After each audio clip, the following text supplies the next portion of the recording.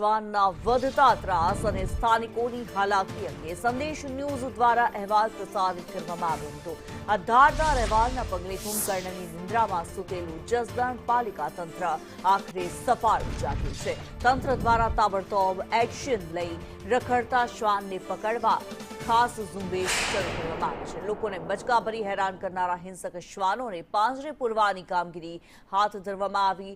સ્થાનિકોએ હાશકારો અનુભવ્યો છે. જનતાના પક્ષે રહીને તંત્રને દોડતું કરવા બદલ સ્થાનિક રહીશોએ સંદેશ ન્યૂઝનો આભાર વ્યક્ત કર્યો છે.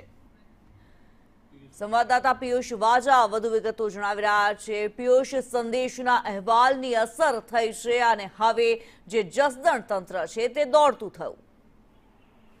જી ચોક્કસથી છેલ્લા 15 દિવસથી જે શ્વાન છે જસદણના છત્રી બજાર વિસ્તારની અંદર હાહાકાર મચાવી રહ્યું હતું, ત્યારે 2 દિવસ પહેલા જ જે છે તે એક વ્યક્તિને 10 જેટલા બચકા ભર્યા હતા.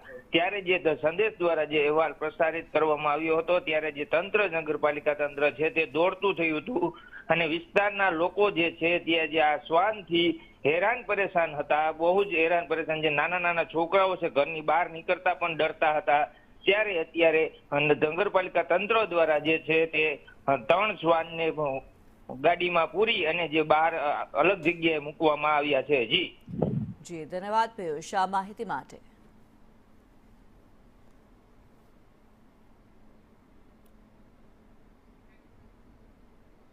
દાહોદ શ્રીરામ કોઓપરેટિવ